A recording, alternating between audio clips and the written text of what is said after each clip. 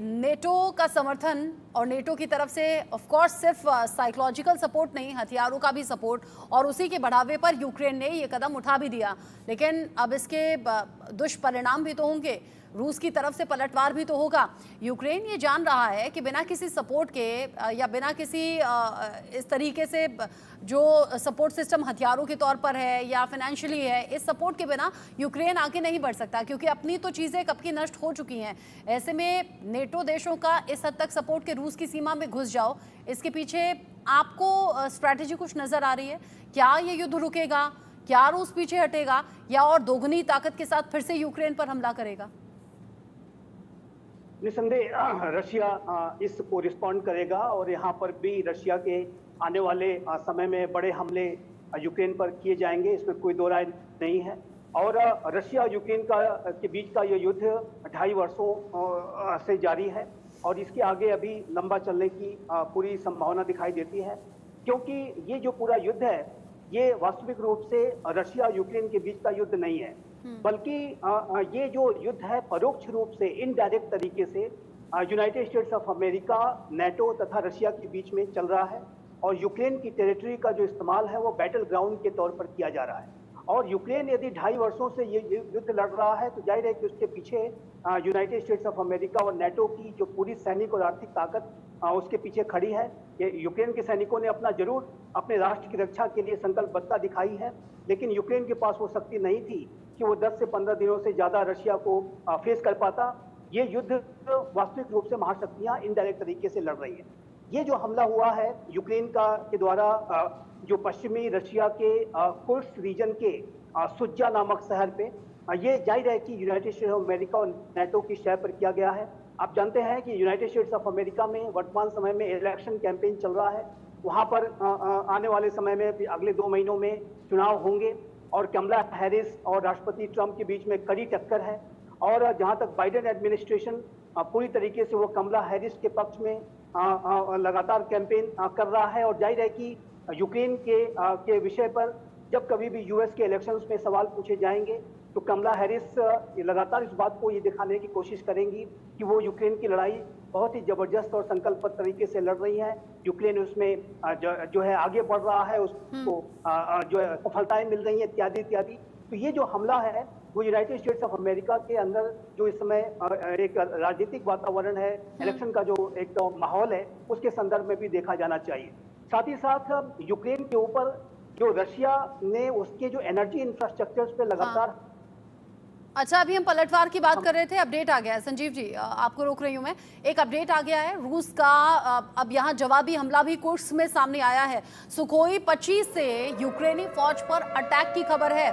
साथ ही साथ Sukhoi 30 SM और सुखोई 35S से भी ये हमला किया गया है। यूक्रेनी फौज पर एयरफोर्स ने बम बरसाए हैं। कुर्स्क में यूक्रेनी हथियारों पर हमले की बात सामने आ रही है। यूक्रेनी हथियारों पर यह हमला किया गया है, यूक्रेनी सैनिकों पर यह हमला किया गया है।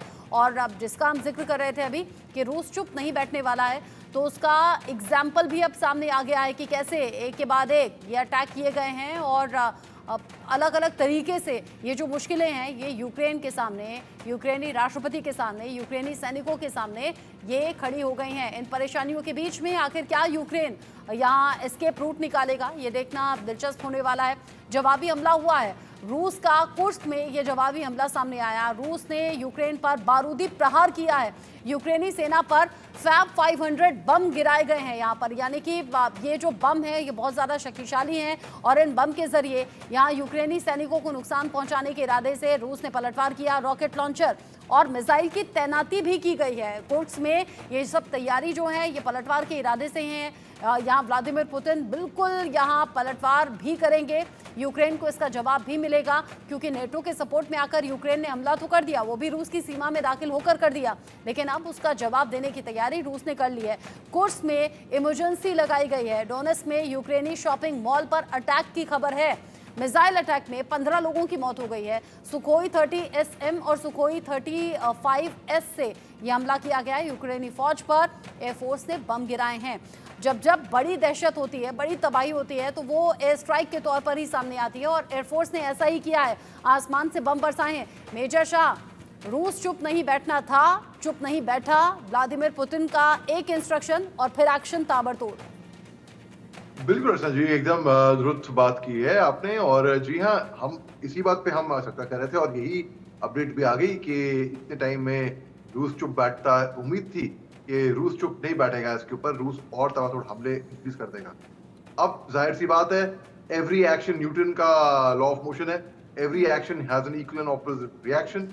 तो इसके भी रिएक्शन आएंगे। अभी नाटो राष्ट्र जो हैं वो सब बोलेंगे ठीक है, हम भी एक स्ट्रैटेजी अपनाते हैं, मगर फिर एक हमला, फिर इसके जवाबी कार्रवाई, फिर हमला, फिर हमला, फिर हमला, तो अंत क्या है?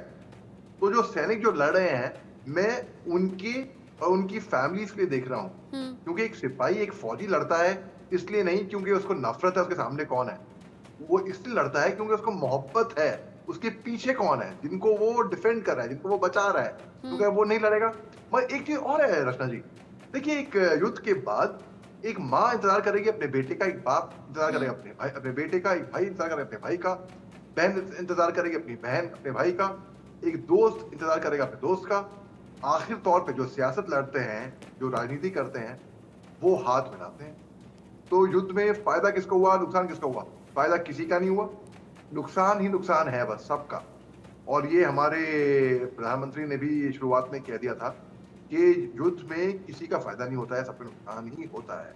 तो ये जिस तरीके से अभी ये और भीषण युद्ध खिंचेगा अभी तो मैं कह रहा हूँ, ये 2.5 साल जो हम इंतजार कर रहे थे, रोज आना डेली हम लोग कह रहे थे अब ये कब रुकेगा।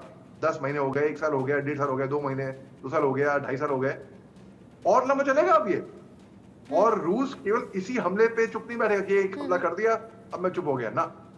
अब दोनों तरफ से हमले होंगे और अब तक यूक्रेन का स्टांस डिफेंसिव था, यानी और ज्यादा अग्रेशन इसमें नजर आएगा, और ज्यादा जो अटैकिंग पावर है वो बहुत ज्यादा बढ़ जाएगी। यूक्रेन ने हिम्मत दिखाई, रूस के भीतर घुसा, नेटो के सपोर्ट के बाद ये हुआ, और अब रूस ने किया है पलटवार, जिसमें भारी नुकसान यूक्रेन और यूक्रेनी सैनिकों का देखने को मिलेगा। ये तय समझिए। आप दोनों मेरे साथ में रहिएगा।